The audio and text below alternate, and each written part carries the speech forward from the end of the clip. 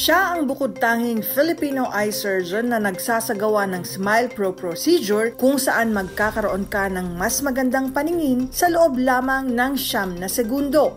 Smile Pro is a new machine, it's an upgrade, so automatic na because I already know how to do the procedure. But this time in lesser time na.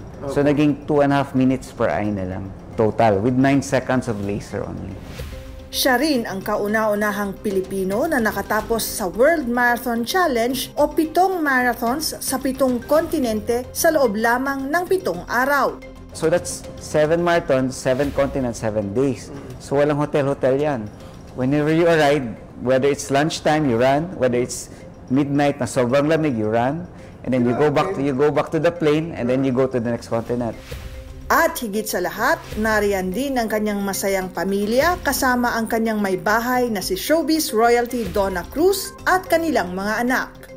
Ngayong Biyernes, January 17, kilalanin ang tanyag na doktor na si Potenciano Yong Larzabal III mula sa angkan ng Hospital Tycoons sa lalawigan ng Cebu. Dito lang sa TuneIn kay Tunying Live, digital broadcast. Most 90% of beautiful women have bad eyesight. Hindi, totoo ba yan?